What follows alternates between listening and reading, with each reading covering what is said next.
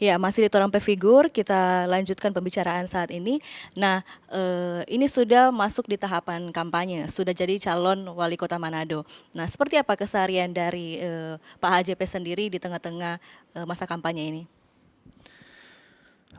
Karena sekarang waktu ini kan sangat mepet ya. Dengan kalau biasanya sih dari setelah penetapan para kandidat itu masih punya waktu 6 bulan. Tapi kali ini setelah penetapan sampai tanggal 9 Desember kita hanya kurang lebih 2 bulan. Ini karena tertundanya pilkada dan karena era pandemi COVID-19 ini. Jadi keseharian kami ini memang berbeda dengan pengalaman kami sebelumnya. Karena dulu kami kan bebas untuk berkampanye di mana saja, masih ada kampanye umum dan lain-lain. Tapi sekarang kan semua dibatasi, harus mengikuti protokol COVID. Jadi kalau keseharian ya saya, mungkin karena kami berdua adalah kandidat yang paling muda. Saya 10 tahun yang lalu saya maju, umur saya 32 tahun. Waktu itu kalau kalau berhasil mungkin jadi wali kota paling muda waktu itu di Republik ini ya. Waktu itu. Tapi ternyata setelah 10 tahun setelah itu, saat ini saya masih calon wali kota maupun wakil yang paling muda dengan usia 42 tahun itu. Mungkin karena usia Pak Mor dengan saya tidak beda jauh, beliau 46 tahun, kami berdua sama-sama muda.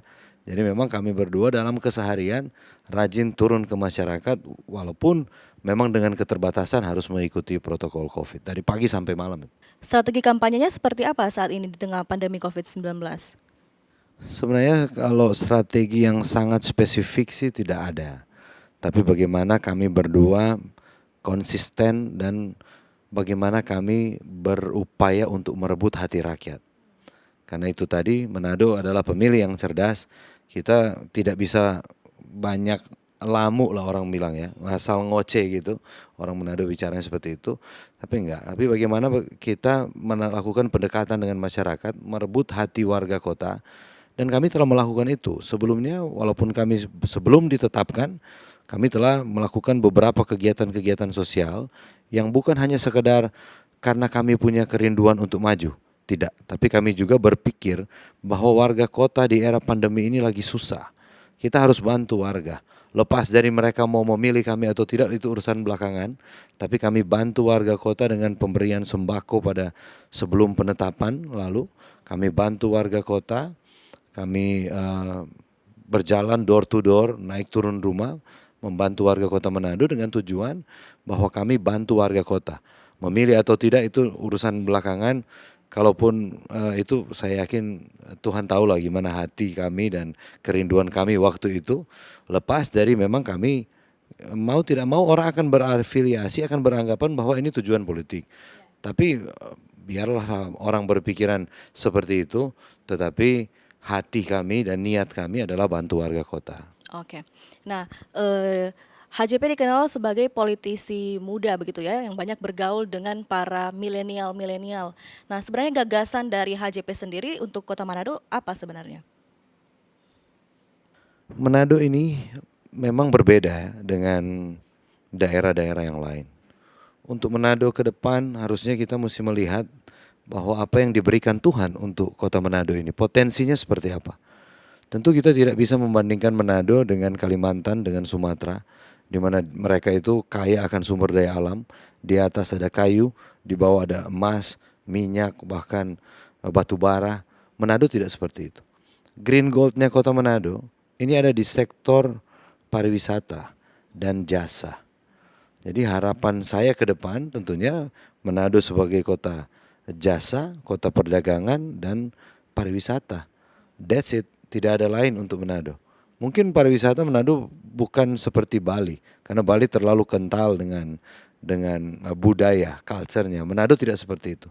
Tapi Manado paling tidak kalau Tuhan berkenan arah-arah politik kami ke depan, Manado paling tidak arah-arah hampir seperti Singapura lah, kurang lebih harusnya seperti itu. Oke, berarti banyak pembangunan-pembangunan infrastrukturnya juga berarti ya?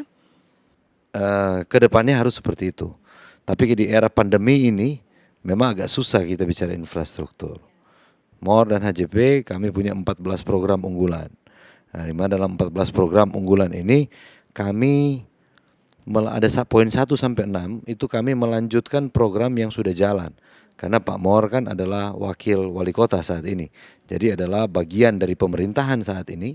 Poin 1 sampai 6 programnya akan kami lanjutkan dan tingkatkan.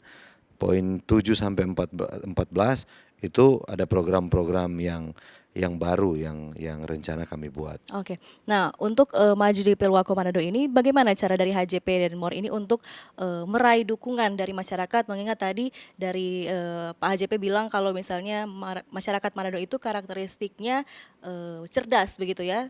Seperti apa kira-kira? Itu tadi bahwa memang Manado ini pemilih yang tidak mudah terpengaruh sebenarnya. Bahkan memaknai pilkada itu di Manado ini dengan banyaknya tempat-tempat pertemuan, orang berkumpul seperti rumah kopi yang ada di mana-mana kan banyak sekali menjamur. Kemudian aktivitas warga Kota Manado yang setiap minggu itu harus ke gereja walaupun sekarang masih online. Nah, dan Manado ini secara strategis tempatnya ini Manado kan tidak seperti Minahasa ya. Populasinya kemudian strukturnya tidak sama seperti Minahasa yang sangat-sangat jauh. Manado ini kan berdekat-dekatan sebenarnya. Yang jauh hanyalah kepulauan. Tapi kalau di daratan harusnya ini Manado sangat mudah terjangkau di mana saja. Sehingga untuk ke Manado strategi yang paling jitu adalah pertemuan langsung dengan konstituen. Kemudian kita menyampaikan hal yang benar, hal yang harus dan dibutuhkan oleh Kota Manado saat ini. Karena lanjut tadi bahwa Manado untuk saat ini di era pandemi kita jangan bicara infrastruktur. Karena ngapain kita bicara infrastruktur sedangkan masyarakat Kota Manado lagi dalam keadaan susah.